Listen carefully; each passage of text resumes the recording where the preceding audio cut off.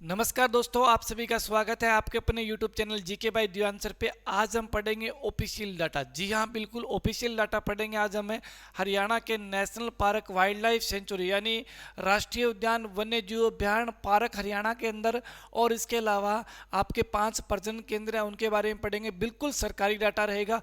मैंने official website को open कर रखा है, आप जैसा स्क्रीन पे देख पा रहे हैं। देखिए भाई, स्क्रीन पे आपको दिखाई दे रहा है हरियाणा फॉरेस्ट .gov.in। ठीक है भाई, गवर्नमेंट वेबसाइट रहेगी हरियाणा फॉरेस्ट डिपार्टमेंट की, है ना। देखो, गवर्नमेंट ऑफ हरियाणा, इसके अंदर आपको सारी चीज़ें पढ़ने को मिल जाएगी। किसकी स्थापना कब हुई, ज़्यादातर क्षेत्रफल के एरिए में और स्थापना के एरिए में बहुत ज़्यादा डाउट रहता है। तो सबसे पहले देखिए, आप स्क्रीन पे आप देख पा रहे होंगे यहाँ पर भाई सुल्तानपुर नेशनल पार्क है अपना और कलेसर नेशनल पार्क है। यानी हरियाणा के अंदर 2 नेशनल पार्क, बोले तो हम राष्ट्रीय उद्यान बोलेंगे। ठीक है, सुल्तानपुर नेशनल पार्क डिस्ट्रिक्ट कौन से में, गुरुग्राम में, और कलेसर नेशनल पार्क डिस्ट्रिक्ट किसमें, यमुनानगर में है। सुल्तानपुर के बारे में अगर एरिया पूछा जाए, यहाँ देखिए एरिया इन हेक्टेयर, हेक्टेयर में, ये भी हेक्टेयर में है। यानी सुल्तानपुर का एरिया है 142.52 हेक्टेयर और कलेसर का एरिया है नेशनल पार्क का 4682.2 हेक्टेयर। ठीक है, ये हेक्टेयर में इनका एरिया दिया हुआ है। अच्छे से इस चीज़ को आप मेंशन कर लेना। ठीक है, अब हम इसके अंदर डिटेल खोलते हैं। ठीक है, डिटेल खोलते हैं, एक एक के बारे में अच्छे से पढ़ते हैं। सबसे पहले मैं क्लिक करता हूं सुल्तानपुर नेशनल पार्क के बारे में। लीजिए, सुल्तानपुर नेशनल पार्क आपके सामने खुल के सामने आ गया। ठीक है भाई, इसमें पढ़िए सुल्तानपुर के बारे में क्या क्या चीज़ें इंपॉर्टेंट है, वो मैं आपको सीधा ले चलता हूँ।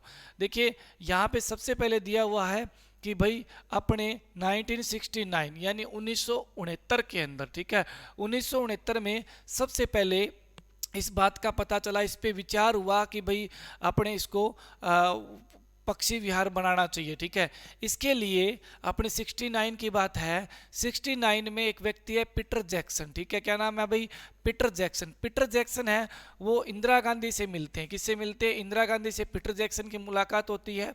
कब की बात है, 1969 की।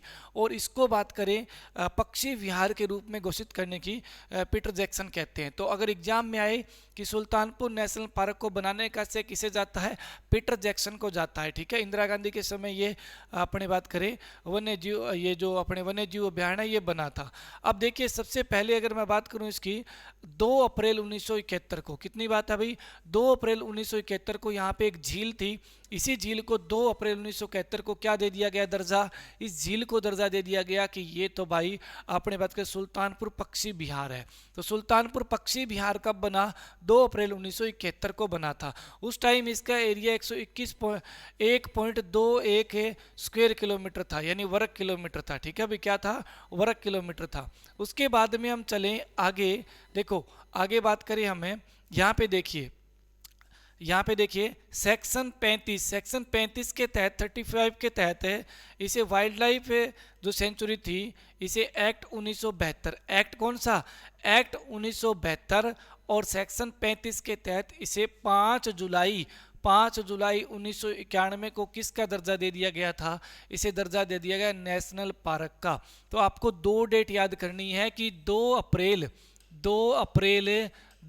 1971 को तो इसे क्या बनाया गया था, अपने पक्षी विहार, क्या बनाया गया था भाई, पक्षी विहार बनाया गया था। क्लियर, पक्षी विहार कब बना, तो आपको 2 अप्रैल 1971 करना है। और इसे राष्ट्रीय उद्यान कब बनाया गया, तो आपको आंसर देना है 5 जुलाई, कितनी भाई, 5 जुलाई 1991। ठीक है, इसे राष्ट्रीय उद्यान का दर्जा दे दिया गया, राष्ट्रीय उद्यान। क्लियर हुआ, ये 2 पॉइंट आपको ध्यान में रखने हैं, हो जाएगा। और इसका एरिया 1.21 स्क्वायर किलोमीटर से बढ़ाकर, वर्ग किलोमीटर से बढ़ाकर 1.42 वर्ग किलोमीटर कर दिया था। हमने पीछे पढ़ा था ना हेक्टेयर, हेक्टेयर नहीं है सॉरी, ये वर्ग किलोमीटर है, 1.2 वर्ग किलोमीटर। ठीक है, इतना इसका एरिया रहेगा सुल्तानपुर नेशनल पार्क का। क्लियर है, इतनी चीज़ें ये आपको यहाँ पे ध्यान में रखनी है भाई, बहुत इंपॉर्टेंट चीज़ें हैं। ठीक है भाई, तो इनको आप स्क्रीनशॉट ले सकते हो अच्छे से। लो, मैं साइड में हो जाता हूँ, है ना। उसके बाद में देखिए, इसके बाद में नीचे जो चीज़ें एक्स्ट्रा दी हुई है, ठीक है भाई, ये पक्षियों के नाम नूम दिए हुए हैं, आप देख सकते हो। क्लियर है भाई, तो अभी इसके अंदर आपको इतना ही करना है। और इसके बाद में अगले पे आ जाइए, ठीक है, अगले पे आ जाइए। अगला देखिए, इसके बाद में आता है क्लेसन नेशनल पार्क। तो क्लेसन नेशनल पार्क पे मैं क्लिक करता हूँ, क्लेसन नेशनल पार्क आपके सामने खुल के आ गया। क्लियर। इसके बारे में देखिए क्या क्या चीज़ें सरकारी ऑफिशियल वेबसाइट पे दी हुई है कि नेशनल पार्क को 8 दिसंबर 2003 को इसे क्या दिया गया, डिक्लेयर किया गया, ठीक है। The park was declare as national park कब, 8 दिसंबर 2003, ठीक है। यानी 8 दिसंबर 2003 को इसे नेशनल पार्क का दर्जा दिया गया। और इसका एरिया कितना है, 11,570 अपने एरिया था उस टाइम में, टोटल एरिया में से इसको डिवाइड किया गया था, ठीक है। और अगर मैं बात करूं कि इसे वन्य जीव अभियान कब बनाया गया था, तो वन्य जीव अभियान कब है, 13 दिसंबर 1996 को, 13 दिसंबर 1996। तो याद लिख देता हूं, 13 दिसंबर 1996, 13 दिसंबर 1996 को जो कलेसर वन्य जीव अभ्यारण्य है वो बना। और कलेसर वन्य जीव अभ्यारण्य को राष्ट्रीय उद्यान का दर्जा कब दिया गया, 8 दिसंबर 2003 को, 8 दिसंबर 2003 को। ये दोनों बातें आपको यहाँ पे ध्यान में रखनी है अच्छे से, ठीक है। आजकल डेट इंपॉर्टेंट हो गई है, 8 दिसंबर 13 दिसंबर दो ही तो याद करनी है, 1996 और 2003, ठीक है। इसके अलावा मैं बात करूं, इसके अंदर देखिए कुछ इंपॉर्टेंट चीज़ें बताता हूं आपको कि ये बाउंड्री भी साझा करता है, आपको ध्यान में रखना है।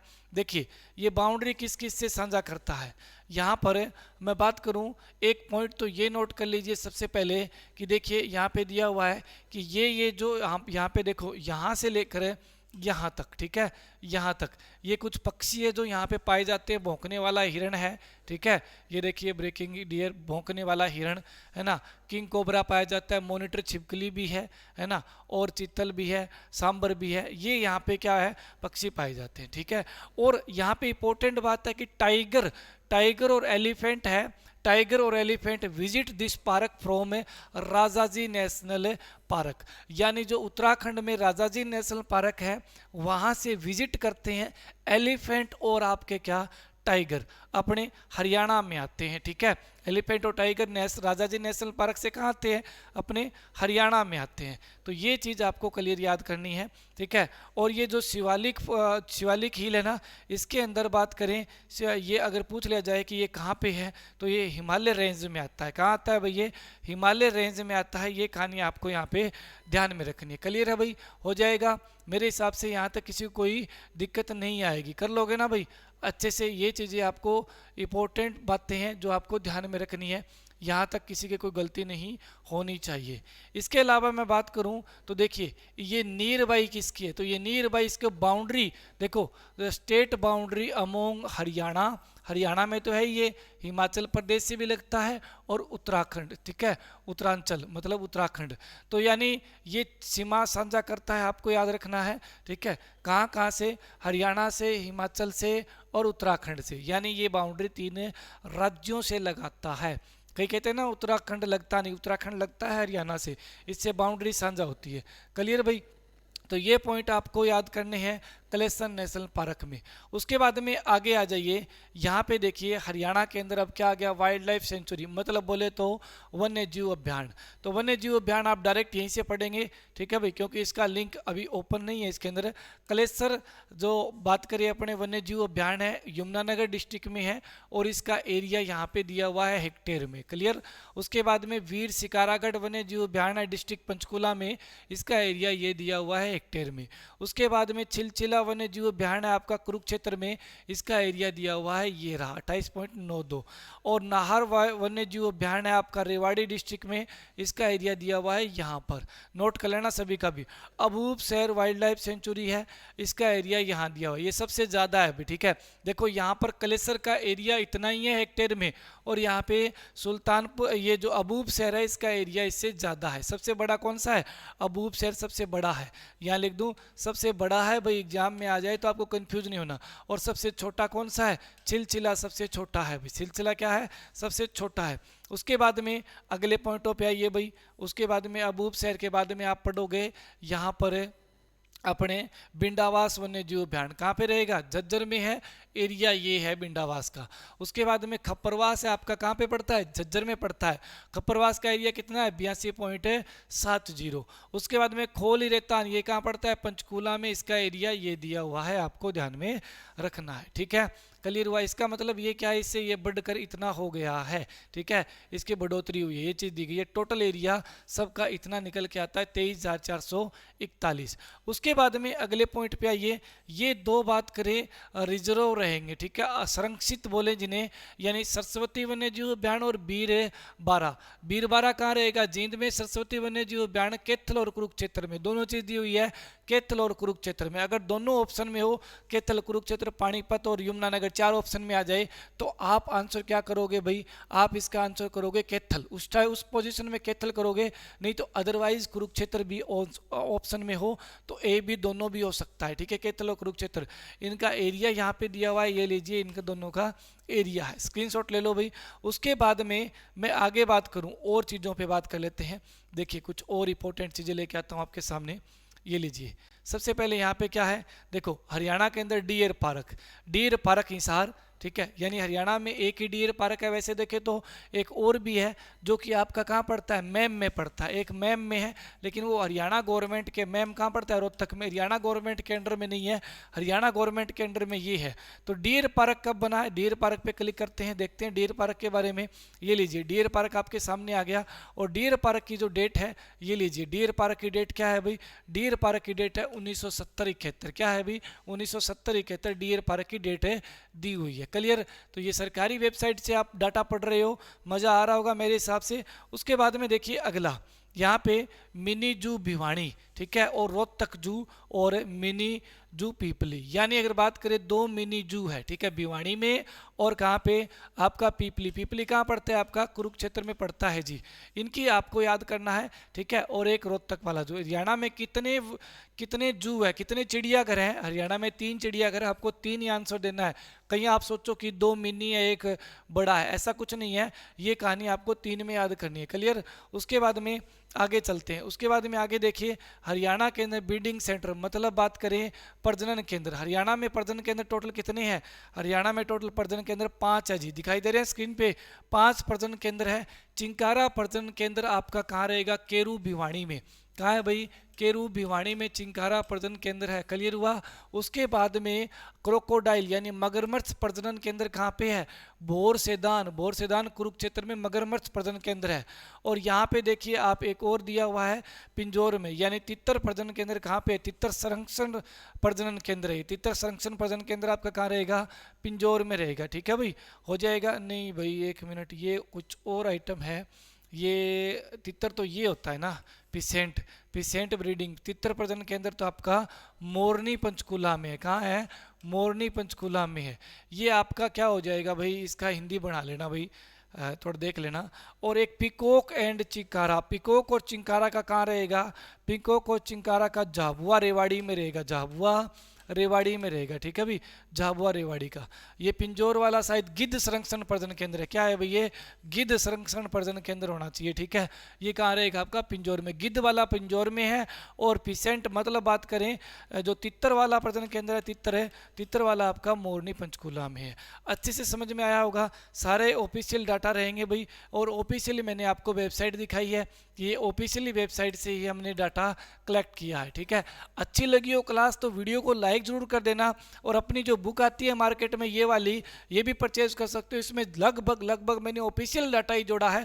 आप देखो, मैं आपको बताता हूँ, 45 नंबर पेज पे वन्य जीव अभ्यारण्य, सभी वन्य जीव अभ्यारण्य की डेट लिख रखी है, ठीक है, और इसके मैप बनाया है अच्छे से। उसके बाद में पीछे की साइड में उनका एरिया वगैरह और जो खास बातें हैं वो पीछे पेज में मेंशन की है, ठीक है। ये बुक आपको 160 रुपये में मार्केट में मिल जाएगी। ऑनलाइन मंगाना चाहो तो 200 रुपये की आपको ऑनलाइन अपनी ऐप डिवाइन स्टडी पे मिल जाएगी।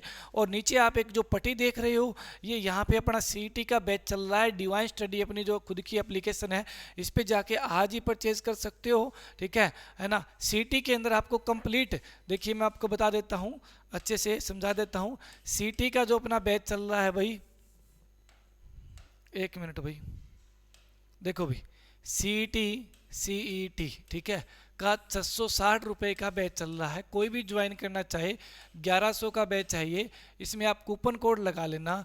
कौन सा कूपन कोड लगाओगे? कूपन कोड आप यूज़ कर लेना भाई CET 2022, CET 2022। आपको ये 660 रुपये में 40% डिस्काउंट पे मिल जाएगा। कोई भी ज्वाइन करना चाहे, ऑल सब्जेक्ट रहेंगे इसके अंदर, ऑल सब्जेक्ट रहेंगे। अगर आप पढ़ने के इच्छुक हो तो यहाँ पे ज्वाइन कर सकते हो। अपनी ऐप का नाम क्या है? Divine study. कौन सा है भाई? डिवाइन स्टडी अपनी एप्लीकेशन का नाम है, जो कि प्ले स्टोर से डाउनलोड हो जाएगी। और वीडियो के नीचे लिंक भी दिया गया है डिस्क्रिप्शन बॉक्स में, लिंक पे जाके भी यहाँ पे ऐप को डाउनलोड कर सकते हो। ठीक है, कंटिन्यू इसमें लाइव क्लासेस होती है, 6 महीने की वैलिडिटी है। लाइव के साथ साथ में वो कन्वर्ट हो जाती है रिकॉर्डेड के रूप में। अगर आप कहीं जॉब करते हो प्राइवेट, तो भी आप इस क्लास को बाद में भी देख सकते हो, कितनी भी बार देखो, कोई लिमिट नहीं है। ठीक है, अनलिमिटेड है। आपके फ़ोन में नेट चलना चाहिए। इसके अंदर आपको फैसिलिटी दी गई है कि आप इसको बात करें कम नेट खपत हो आपकी, इसको कम क्वालिटी में देख सकते हो, ज़्यादा में देख सकते हो, वो आपकी मर्जी है। ठीक है, और इसको 10 सेकंड आगे पीछे कर सकते हो, यानी आपको लग रहा है कि बात दोबारा सुननी है तो ये फैसिलिटी वापस करके सुन सकते हो। ज़्यादातर ऐप में ये फैसिलिटी नहीं मिलती। ठीक है, अधिक जानकारी के लिए मेरा मोबाइल नंबर भी नीचे शेयर हो रहा है, आप कॉल कर सकते हो। मैं आपका फ़ोन उठाऊँगा। 86 840 16 899 ये मेरा पर्सनल मोबाइल नंबर है। कोई भी इंक्वायरी हो आप कॉल कर सकते हो। धन्यवाद भाई।